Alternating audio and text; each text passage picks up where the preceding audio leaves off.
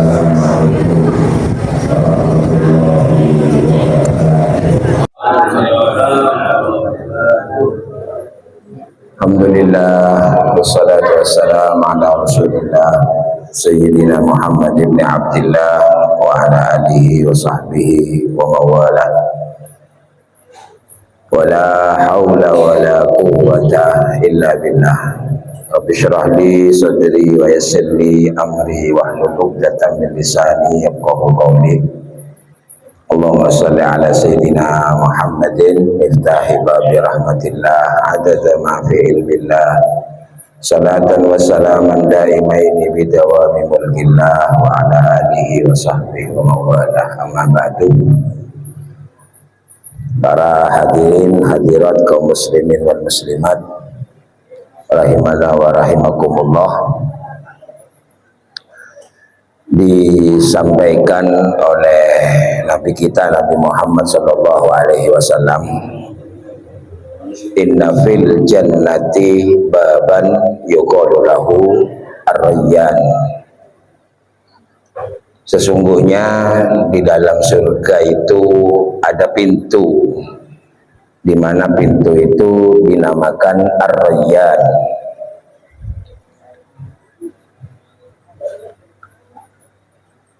Ar-Rayyan itu artinya lepas dari dahaga. Mencari ponteng meturah beres arjeng. Jadi Rayyan itu adalah kayak orang minum puas, lepas dari dahaga.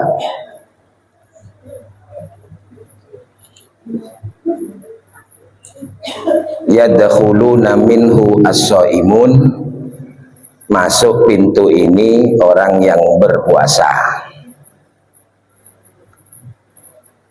Fa idza dakhalu uliqah, apabila sudah masuk orang-orang puasa, uliqah, yang lain nggak bisa masuk karena ditutup.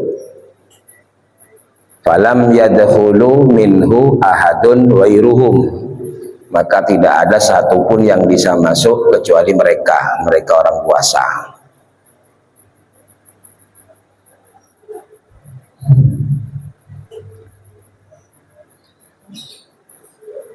Ar-Rayyan yang tadi artinya lepas dari dahaga, beres arjeng, jaring meturah. Ini kemudian menimbulkan satu pertanyaan.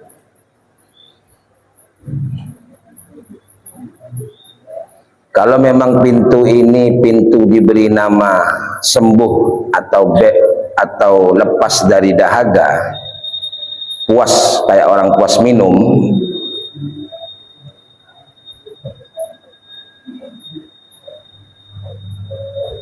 kira-kira siapa yang masuk surga masih haus? Itu pertanyaannya. Jadi kita memahami hadis tidak sebagaimana kemudian kita terima lalu kemudian menjadi bayangan. Apalagi membayangkan sesuatu yang jelas-jelas oleh Rasulullah disampaikan tidak bisa dibayangkan. Surga itu tidak bisa dibayangkan. Kenapa nggak bisa dibayangkan? Karena nggak pernah dilihat. Setiap apa yang bisa dibayangkan karena pernah dilihat. Sehingga bentuk bayangan apapun tentang surga pasti salah. Lalu kenapa kemudian hadis ini disampaikan? Bukan untuk bayangan, memang harus dipahami. Mala ainun ra'at wala udhunun sami'at wala khatara ala qalbi bashar. Sesuatu yang nggak pernah bisa dilihat, sesuatu yang nggak pernah bisa diceritakan, didengar, karena memang nggak pernah dilihat, berarti nggak bisa dibayangkan. Apalagi membayangkan kalau di surga ada pintu, lalu pintu itu bayangannya kayak begini, pintu akses keluar masuk, bukan. Kenapa saya bilang bukan? Memang nggak bisa dibayangkan, jadi nggak usah bayangkan pintu, karena nanti ada hadis lagi, Rasul cerita kunci yang nggak butuh pintu. Rasulullah cerita kunci yang nggak usah pintu. Contohnya begini, al-khamru miftahu kulli syarrin. Khamr itu adalah kunci yang buka segala keburukan. Artinya orang yang sudah mabuk itu pasti kebuka keburukan yang lain. Apakah kunci ini butuh pintu? Nggak perlu.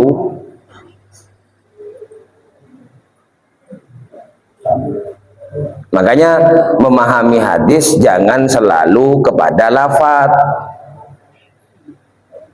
Sama ketika Rasulullah nyampaikan begini, bau mulutnya orang puasa itu lebih wangi daripada misik. Itu nggak pernah akan benar.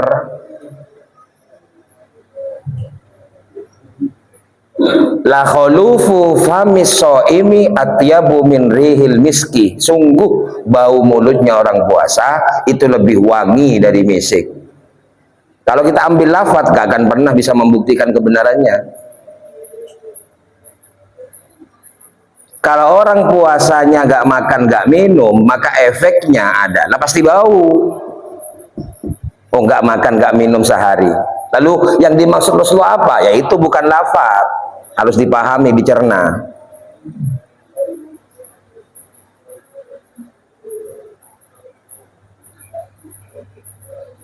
Kita kembali kepada hadis tadi, maka kita pahami bukan seperti pintu yang keluar masuk.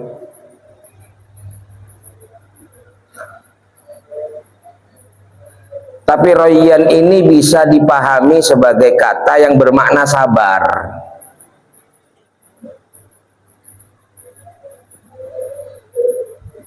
Karena kalau royan ini adalah pintu yang kemudian disebut pintu yang lepas dari dahaga, kira-kira selain pintu ini orang masih masuk surga dahaga lah.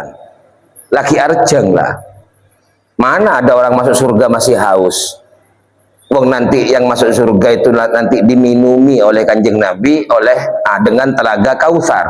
Inna a'tainakal Kautsar. Kautsar itu telaga. Faman syariba minhu syarbatan lam yadma abada. Barang siapa yang minum satu tegukan saja gak akan ada haus. Jadi semua orang masuk surga gak ada yang haus. Kalau gak ada yang haus berarti untuk apa pintu ini? Buat apa masih ada pintu yang berjudul Ar-Rayyan, sembuh dari haus? Toh nyatanya yang masuk gak ada yang haus. Ada sarjeng.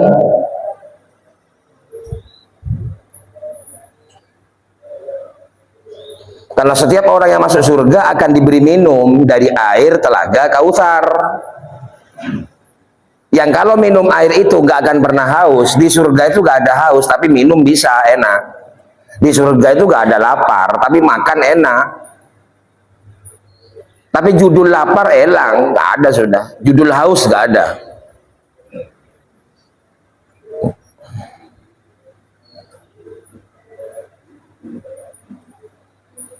Apa pintu ini royan ini? Sabar. Artinya sabar. Karena sebenarnya bentuk-bentuk perilaku buruk apapun yang muncul dari manusia itu karena masih haus, karena gak sabar. Makanya ada peribahasa, ada kata-kata haus kekuasaan, haus kekayaan. Karena haus itulah kemudian menjadi tidak sabar. Jadi sabar itu adalah sesuatu sama dengan orang yang minum. Itu bisa dipahami begitu. Karena orang yang haus akan kekuasaan diberi kedudukan apapun gak akan pernah manfaat untuk orang lain. Yang ada hanya bagaimana kekuasaan ini kemudian menjadikan keuntungan bagi pribadinya. Kapan mau memberikan manfaat orang lain? Wong dirinya masih haus. Sehingga muncul perilaku-perilaku berdasarkan kekuasaan, didorong karena tidak sabar, yang rasanya persis kayak orang haus. Begitu ceritanya. Maka puasa ini adalah royan, menumbuhkan kesabaran yang gambarannya kayak orang yang sudah tidak haus dikasih kekuasaan, maka yang ada adalah memberikan kemanfaatan orang. Berapa besarnya kekayaan yang mau diberikan ke manusia yang haus? Sebesar apapun kekayaan yang dimiliki, kalau yang diberi orang haus, yang dipikir adalah bagaimana dia bisa puas, nggak akan pernah bisa manfaat orang lain.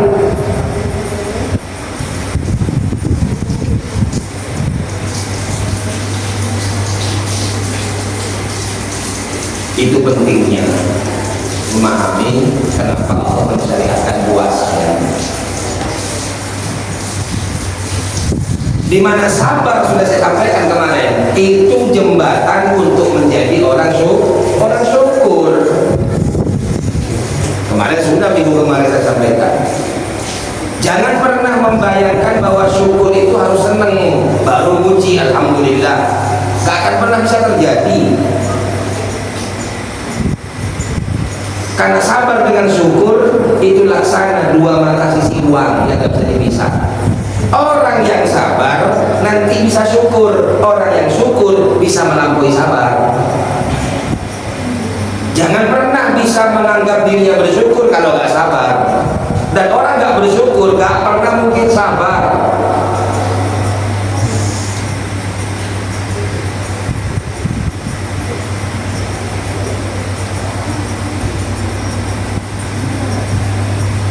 Sekedar pengingat ya, untuk orang-orang yang beribadah kepada Allah lebih dibutuhkan sabar daripada syukur.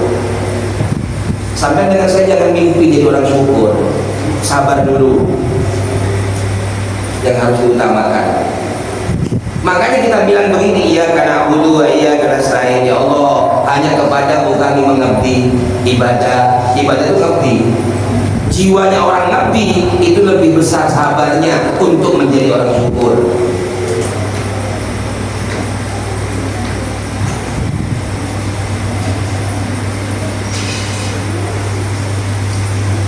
Buktinya kemarin sudah saya sampaikan kan,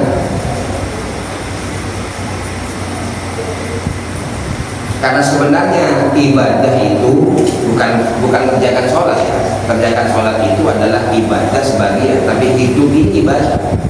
Pas kerjakan sholat 1 menit, 5 menit kita hidup. Selama kita hidup kita harus mengerti.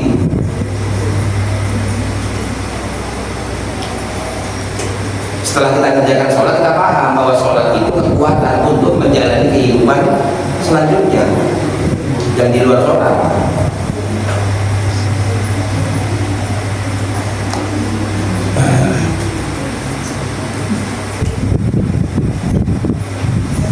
Innallaha ma'as sabirin. Sesungguhnya Allah bersama orang sabar. Kita minta tolong ke Allah, ya Allah, saya ibadah, saya juga minta tolong. Minta tolong apa? Ditemani bersama Allah. Namanya orang beribadah ngabdi itu. Kita nggak tahu ngabdi itu butuh kesabaran, butuh keikhlasan, butuh keridhaan. Itu biar ditemani Allah. Makanya Allah punya sifat sabar. Allah nggak perlu sabar sebenarnya, tapi Allah punya sifat sabar, as-sabur. Untuk apa saburnya Allah? Biar ditemani Allah yang sabur menjadi sabar. Makanya kita mendekat. Butuhnya apa? Gak semua orang mendekat kemudian hartanya banyak. Itu memang sudah jatahnya amanah. Nanti dikira orang dekat dengan Allah harus hartanya banyak, melimpah, semua keinginannya tercapai. Justru orang dekat dengan Allah gak punya keinginan, setelah diberi menjadi tanggung jawab. Subhanallah.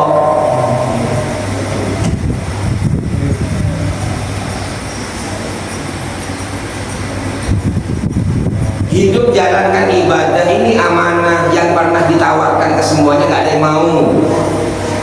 Berarti berat. Sesuatu yang ditawarkan gak ada yang mau, nolak, berarti berat. Kita ini hidup berat, bukan kesenangan. Nah kalau menerima sesuatu yang berat, apa yang dibutuhkan? Alhamdulillah, bukan kesabaran. Inna aradna al-amanata 'ala as-samawati wal ardi wal jibal fa abaina an yahmilnaha. Saya pernah tawarkan amanah ini kepada langit, bumi, gunung, semuanya Pak Abai nolak semua. Sesuatu yang pernah ditawarkan ditolak semua, gak ada yang mau, berarti gak enak ini. Kenapa kemudian kita punya asumsi pendapat, anggapan bahwa ketika diberi harta banyak sebuah kesenangan? Yang diberi harta banyak harus sabar, yang diberi harta sedikit harus sabar, sama. Sabar membelanjakan. Dan ketika membelanjakan harta demi karena semata-mata Allah, gak ada senang-senangnya. Bukan prestasi, bukan sebuah status kemuliaan, bukan. Tapi kenyataan nggak bisa ditolak. Ketika orang berbuat baik dengan apapun yang dimiliki, orang memberikan penghargaan. Tapi ini bukan penilaian, sebab seberapa besar orang menghargai, yang paling penting adalah kita mulia nggak di hadapan Allah. Nah ini enggak terlena, sudah dianggap sudah istimewa. Kenapa? Barat, timur, selatan, utara, di mana saja orang menghargai dia. Dihargai, dibilang menjadi orang berharga karena dihargai oleh kumpulan itu otomatis jadi ujian. Yang nggak dikasih harta karena nggak ada penghargaan, dia cemburu karena nggak sabar, dengki, sama-sama ujian. Sambil mencucu mulutnya, mau melarang gitu kan mencucunya itu.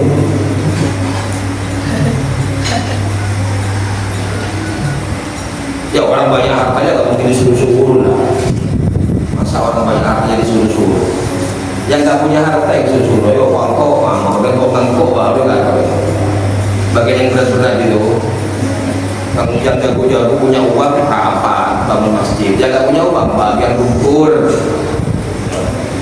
Cemburu aja, tanya menjualan melarang gitu katanya. Padahal sama ini.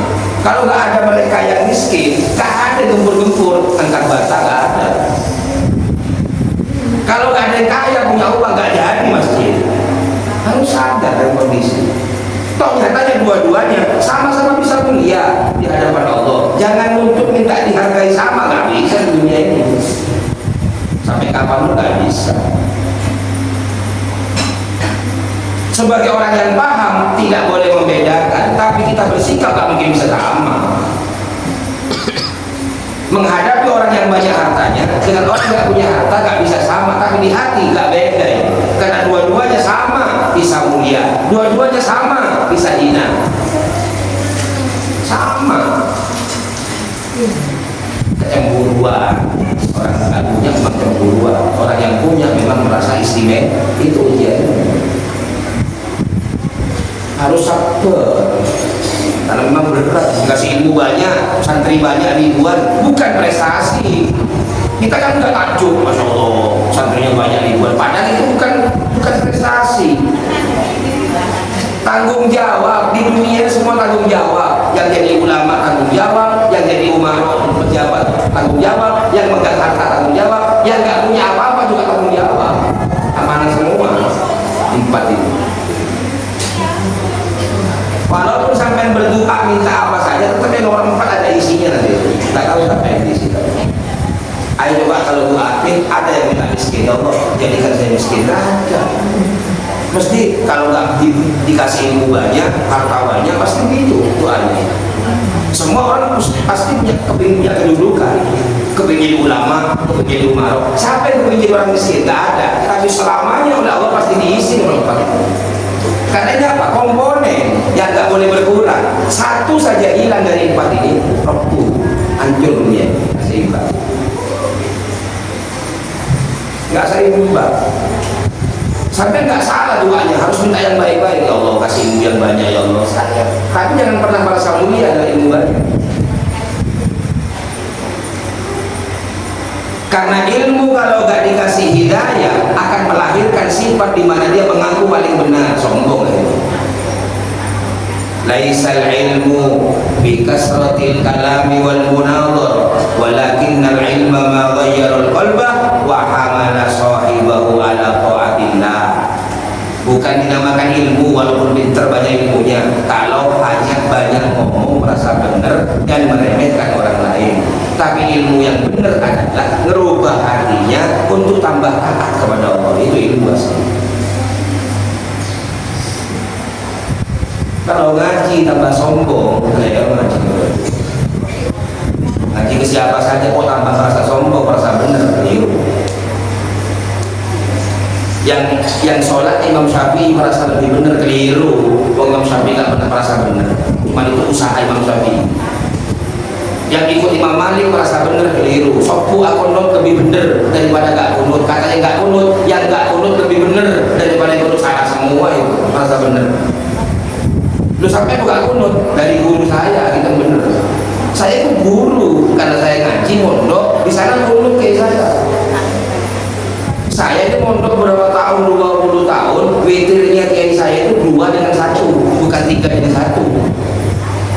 Tapi kalau saya diajak sholat oleh orang-orang yang mengajak witir jadi 1, ya nggak apa-apa. Oh memang ada hadisnya. Tapi dilanggar atau di masjid, siapa yang bangun, siapa yang bentuk, terus apa yang dikerjakan biasa, jangan dirubah, nanti akhirnya gelisah. Karena apa? Bukan ikut Imam Syafi'i, bukan ikut Imam Malik, ikut guru, tapi gurunya ngaji ke guru sampai tembus ke Imam Syafi'i. Itu cerita, bukan ikut-ikutan ini. Aslinya bukan ikut-ikutan. Makanya bahasa ikut Imam Syafi'i terlalu tinggi, ikut guru. Kebetulan guru saya ngaji ke gurunya ya ini yang dimana dipraktekkan. Jadi gak pernah merasa lebih benar.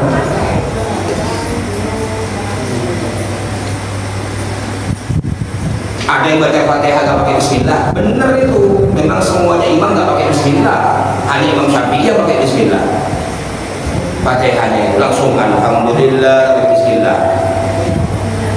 Kalau jadi imam, lihat masjidnya dibangun atas asas apa, dasar apa. Kalau di masjid biasa bismillah, ya siapa yang imam yang pada bismillah, karena baca bismillah gak keliru. Ada pendapat kalau kita sholat di masjid lain yang kebetulan memang gak pakai bismillah, ya gak usah pakai bismillah. Kalau kita gak mau berarti nganggap salah kan pendapat itu.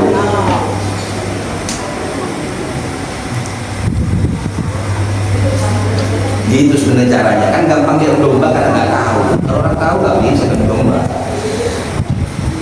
Sehingga ngaji ke siapapun dimanapun jangan sampai melahirkan kesombongan. Justru orang tambah pintar, tambah lihat semua kelalaian dalam dirinya, tambah lihat semua kekurangan dalam dirinya. Itu namanya ilmu. Bukan dia merasa benar, nah itu keliru nanti. Entah dari mana.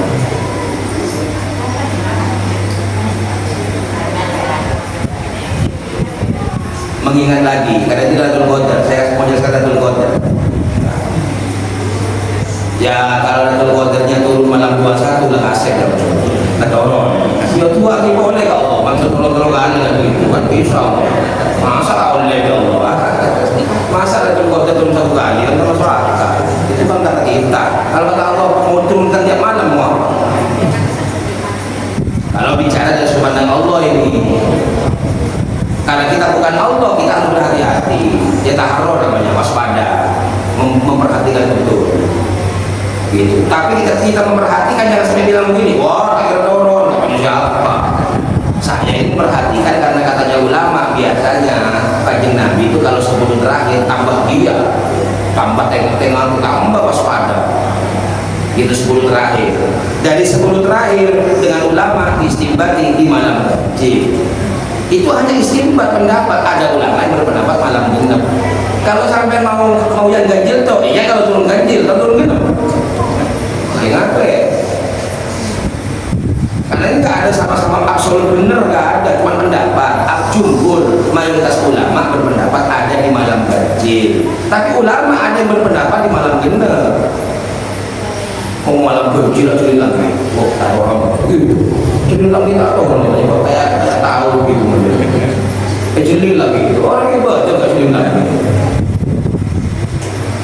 Tuh nanti di prank sampai dengan malaikat mengurusi langit. Pantau jodoh ambil nara. Lailatul Qadar itu kalau turun paginya cerah. Mau ke PC, mau ke PC gua, sok tok cerah. Lah percaraan lihat matahari cerah ya dari kosong kan gitu. Orang nggak punya uang itu udah jalan border. Oke. Masa itu border dinilai seperti itu? Memang ada tanda begitu, tapi nggak harus mutlak. Yang ada bagaimana kita terus meningkatkan, bukan ngurus tanda itu.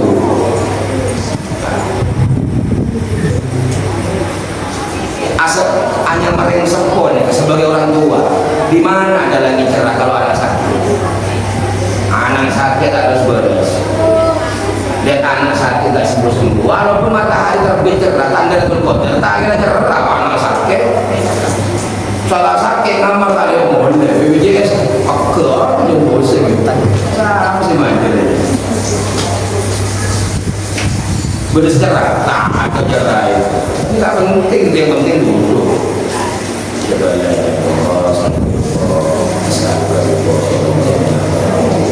Ada berita lebih kencang pun orang betul ini lebih bagus sudah. Tak ada yang lain juga. Salsa itu jangan Allah ini sungguhnya Engkau Maha Karim, Maha Dermawan, Maha Pengampun, Maha Dermawan. Tuhibbul afwa, suka nama bumi. Fa'fu anna, ampuni kami. Kalau nyaman gitu, teman doa ini kamu. Tahu saya belajar banyak yang dinikmati, menurut saya tak jelas, tak jelas ibu kuping sendiri biasa aja seperti ngobrol. Ya terus tak ngantuk kan, kaji ngantuk, sok merokok jauh, tak ngantuk, tapi ngantuk, tak ada pun dimacain agak pun dari tapi kopi, masuk kopinya itu agak pun dari itu. Nah ini mau kami jamaah, mesti bosan lebih kopi hujan, jadi sesuaikan. Kalau kita sendiri di rumah, kos kita orang, mana kita tak ada masalah. Jangan membangun istri yang tidur. Dia pasti gak mau orang tidur suruh buat kopi. Kalau gak mau durhaka kan ya, surganya kamu di kaki saya tuh. Gak ada apa-apa. Kakek sorot ke neraka apa cangkok yang kakek. Yang sebiji kamu tuh saya berdua. Tapi mungkin PC merah, lagi kalau kerja kerja. Ya gaya, beri 100 dari kopi cukup. Gak tertarik ke surga itu, gak takut neraka dibilang ngadu-ngadu. Ngadu-ngadu. Neraka kamu bukan dulu neraka. Surga yang kamu apa kata saya, kata sebiji aku orang itu menjual. Tak usah surga neraka, kamu berat itu beri sebiji itu merah. Kopi cukup. Saya belum. Lalu tadi merah biru saja ya biasa. Gimana saya apa? Tak ada berdiri atau berdiri. Kan tak berat kerja. Jangan tentu sebanyak orang. Jago memang orang itu sebenarnya atau orang kan orang ini kesalahan di itu aja. Enak pilih juga orang atau orang keseluruhannya. Mereka punya uang. Tak sama seperti ini. Tak ada yang bisa diubah kalau mainnya kamu dan solawat solawat masuk kopi itu kalau mau buat tembakan untuk rumah kalau tak ada itu kan gitu caranya banyak jangan coreng wiritan sampai ke kopi lo apa ya jangan gak boleh ngomong sampai ke kopi wiritan itu ada kebaran belum sampai tanya itu coba dia minum dulu lagi saya bagaimana cerai mereka punya kakaknya membuka kalau saya merasa membuka itu hubungan pribadi dengan Allah itu jangan dibuka yang penting yang wajib jangan dibuka sholat duhur kalau sholat isya tengah malam kita hancur apa bojong aja udah ke kopi air usah ini sholat buat kopi nah ini tak boleh kalau mereka kan nggak bakat jangan berusaha-usaha. Nabi dan Rasul yang 25 itu ya mereka dijuluki orang yang ahli sahabat bukan ahli syukur kan? Makanya sebutannya ulul azmi. Apakah mereka tak bersyukur? Syukur, karena Rasul pasti bersyukur kalau, tapi mereka di Quran diceritakan sebagai orang yang sabar. Makanya Nabi itu gak ada yang seneng hidupnya. Rasul gak ada yang seneng. Kalau menurut kita kadang-kadang kepingin seneng. Syukurnya para Nabi itu menerima semua ketentuan Allah. Kemana kalian ingat ya?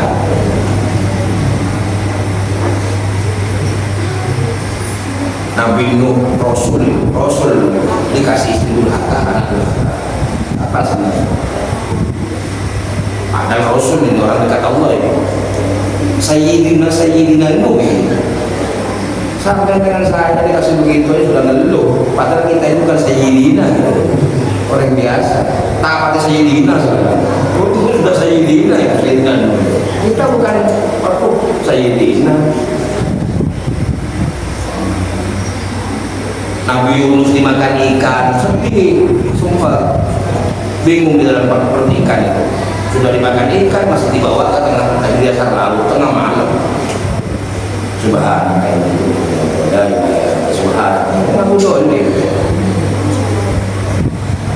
Nabi Yusuf dicemplung ke sumur. Kapan senengnya mereka? Tidak ada. Nah kita enggak, kepingin seneng kalau minta biar bersyukur. Tak bisa syukur kalau tak sabar. Ini asumsinya dicemplungkan ke sumur, kepisah dengan orang tuanya mulai kecil, ketemu pedagang, jual Nabi Yusuf jadi budak, masuk ke istana, difitnah, masuk penjara. Kapan sana di Quran? Nabi Ismail masih kecil diungsikan ke Mekah dengan ibunya, orang dua toh, gak ada manusia, binatang gak ada. Kenapa? Gak ada air di Mekah waktu itu. Satu-satunya mata air bisa itu baru keluar. Alcum yang biasa main sampai keadaan bingung. Sayyidah Hajar bingung minum apa ini, muter-muter yang sekarang jadi sa'i baina sofa wal marwa itu dari air 7 kali baru air muncul. Masih kecil sudah begitu gitu. Tahu-tahu setelah usia 13 tahun atau antara 14-13 Nabi Ibrahim datang mau disembelih. Beli besek dong, masih muda, karena dong, mau beli kok. Begitu juga tiba datang. Kata Nabi Ismail, ya abatifal, kerjakan pak, ya. Matukmar apa yang diperintah Allah. Satajiduni insya Allah minas sobirin, bukan minas syakirin. Insya Allah kau akan mendapati aku ayah sebagai orang yang sabar, bukan syukur. Nabi Muhammad Shallallahu Alaihi Wasallam 7 bulan dalam perut bapak gak ada, 6 tahun ibu gak ada, belum tahun mbak gak ada, norok kute punya anak miskin sekali. Paling malas sering mencari medhur dari kosong, paling malas seraka anak norok kute melas mereka, cinta aja takut anak banyak melas kanjeng Nabi ini yatim mulai kecil. Setelah menjadi Rasul dimusuhi sampai diboikot, gak bisa makan beras, gandum, makan daun. Kenapa? Beli gak bisa, diboikot. Diusir ke Madinah. Di Madinah perang Badar, perang Uhud, perang Khandaq, perang Tabuk, perang Tok. Kapan mau alhamdulillah? Gak ada alhamdulillah, yang ada sabar. Biar tahu mana sabar. Jadi kira kita ini hidup gak bisa bersyukur. Sabarnya ini jembatan syukur. Dan lagi kalau kita mau bersyukur ke Allah masih nunggu seneng, kapan? Gak mungkin bisa. Yang ada seneng demi tambah lalai.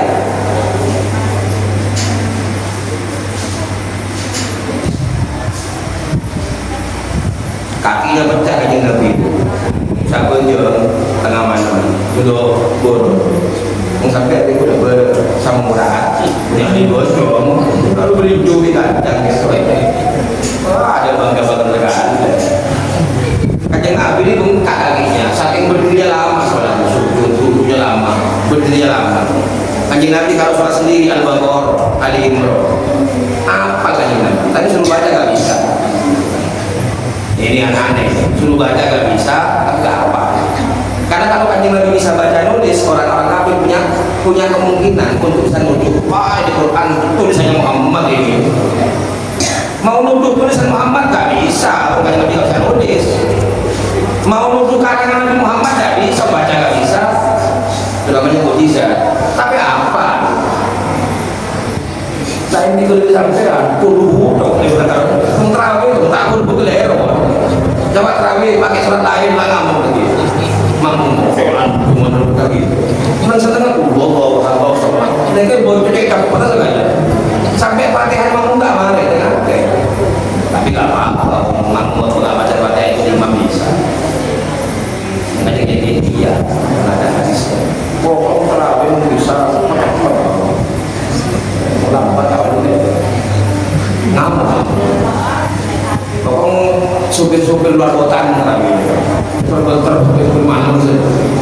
Cepat-cepat saya lambat. Bismillahirrahmanirrahim. Belum buat terawih boleh.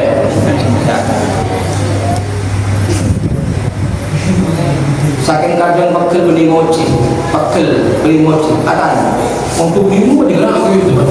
Beli mochi kayak pegel itu karena saya habis ngaji. Ya, bukan mochi itu mangkal itu. Itu urusan bingung ya begitu. Mandai kalau terus cepat. Tepung apa itu kan? Mau cepat sekali tengah tadi gitu.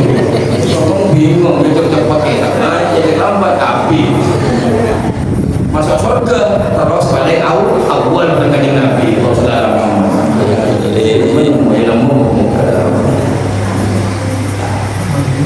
Kakinya pecah Rasulullah, pecah. Dengan si Aisyah diomongin di mata senahan ya Rasulullah. Kenapa sampai begini Rasulullah?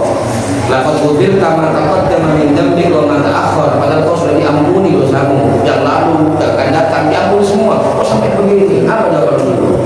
Afala uhibbu an akuna abdan syakura. Saya ingin jadi hamba yang bersyukur. Bersyukur tapi kesakitan itu apa? Kesakitan, sengsara, pahit, tapi ingin jadi orang syukur. Berarti syukur dari situ.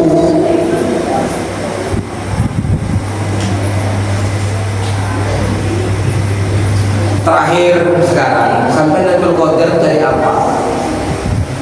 Kan begitu. Mungkin kalau hitung saya tamu hitung lagi pengalaman besar ya. Lailatul Qadar 1000 bulan ini kalau menghitung tahun 80 tahun. Hitung terus, itu belum boleh.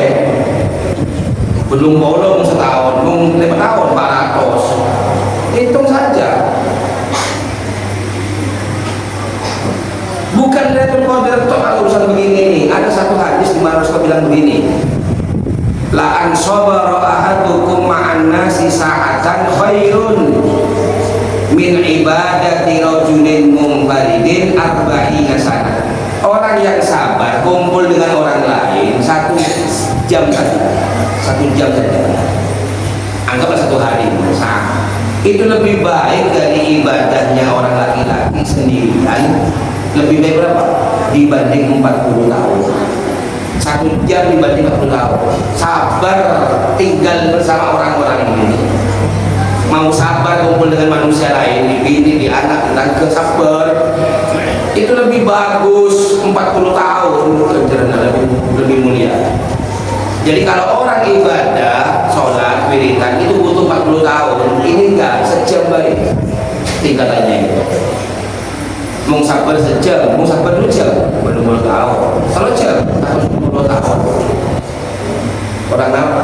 Mungkin hitungan tahun mereka. Benar Lailatul Qadar toh. Makanya Lailatul Qadar itu untuk apa sebenarnya? Lailatul Qadar itu Allah memberikan apa? Salamun hiya hatta. Itu yang dikasihkan. Salam. Apa salam itu? Salam ini kalau dimasukkan ke sini, maka yang terjadi adalah sabar. Wasiqal ladzina taqaw ilal jannati zumara. Besok akan masuk surga. Ketika di pintu surga dengan malaikat disuruh. Faqala khazanatuha, berkata penjaga surga, salamun alaikum, assalamun tibtum fadkhuluha khalidun. Salam, ada salam di sini. Ketika Rasulullah datang ke makam, ke kuburannya sahabat yang meninggal di perang Uhud, Rasulullah di depan itu sudah ngomong, salamun alaikum bima sabartum. Benih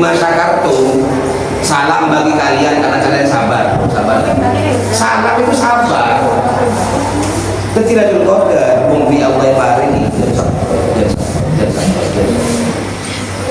Karena sabar itulah makanya Rasulullah menilai orang puasa itu jangankan berbuat buruk, diberi keburukan nggak balas, itu sabar. Bayangkan kalau nggak diberi sabar, tak bisa. Makanya saya pernah nyampaikan, mau diberi kecuban di orang, pak balas, tak boleh dia jemput belum. Papero, setruk, pegel-belum, mangkel ditahan, tertinggi. Silakan balas sewajarnya, muka gua, tapi sabar tak malas. Jadi ngempet itu karena ingin dikasih sabar, jangan ngempet karena sakit hati diempet. Enggak, saya ngempet karena mulai. Karena kalau sabar dikasih kan nggak ngempet, nggak ada apa, malah mesem kalau dikasih. Tentang ya para gila ya para gila pasti itu orang bilang gitu. Sampai ya punya warisan seretan kafe baru sampai tak beri sampai tak sampai karena sabar. Oh nggak sabar itu sempro karena sabar tak beri kan mesem kan bilang ya dia gila. Memang orang sabar begitu, gak cocok orang yang sekitarnya. Mana ada yang cocok? Aja Nabi terlalu sabar, coba benar tuh, lebar, dekuk, coba itu 3 kali udah tuh, ada, terus saat aja ada coba. Umum sampai sekali berarti bondol orang berkapi tak hati. Ini enggak 3 kali, tanya, sakit, yang terkait. Sampai dengan bilang begini, itu kan Rasulullah, saya kan bukan begitu. Seperti itulah kalau Allah bersabar. Karena selama ini bukan sabar, ngempet. Nah, ngempet itu ibadah. Namanya imsak, ngempet. Moga-moga bareng sabar. Karena mau ngempet toh tak nyaman. Kalau ngempet bukan agama itu bawa sabar. Seharusnya bunyi suara pada toko lah bunyi. Sakit ya tadi. Mau sampai nanti. Nah, dari mana? Ini bener. Orang Allah juga boleh ngomong gitu. Malah saya ini punya orang Allah. Jangan ganggu kekasihnya Allah. Ini kenapa? Gitu kan. Hanya tadi enggak. Saya dengar sampai sakit. Langsung. Saya beli sesuatu di roti, di kurma. Masuk Islam kan. Jadi orang masuk Islam itu dulu karena simpati, kalau bukan Allah Taala, Rasulullah. Maksudnya Allah Taala saya dengan pengajian, nyawa Allah Taala dari besar gitu. Pengajian itu tak pernah datang ke besar. Dia mah saya Allah Taala lumayan ya, tegas. Dengan jelas masih masih ada. Beri Allah Taala masuk. Itu dakwah simpati, dilempari kotoran, dia omongi gila Rasulullah, dia omongi pasti penyihir, macam-macam. Jadi jangan bilang begini kalau nggak gitu. Itu kan Rasulullah, saya bukan jangan, karena saya sampai sadar belum diberi kesabaran. Makanya mudah-mudahan Ramadan yang kita kerjakan Allah berikan kesabaran. Sabar yang menjadi jembatan sampai kepada syukur kepada Allah Subhanahu wa Ta'ala. Mudah-mudahan barokah, mudah-mudahan manfaat. Ini karena ketemu saya terakhir Ramadan ya ada kuatlah sejak dulu. Kita mau ngapasan dari nomor 2, mau kelas yang pertama ya. Jadi nunggu pengumuman dulu. Ya, nunggu pengumuman nanti Sabtu itu akan ruya arti cari bulan Sabtu. Kalau ketemu bulan berarti minggu hari raya kita puasa 29. Mong teling bulan tadi pas pemerintah macam dia, oh hari raya Senin. Alhamdulillah. Gitu ya. Wah, masa boleh tuh buat begitu? Sampai kan gitu kalau hari raya kepingin yang pertama. Begitu kepingin masuk surga bareng kajian Nabi ya jauh masih ya. Ya makin jauh mau kepada siapa Nabi Muhammad sallallahu alaihi wasallam. Allahumma shalli ala sayyidina Muhammad. Salatan ya Allah. Takumulana salatan taj'aluna ala mawlana.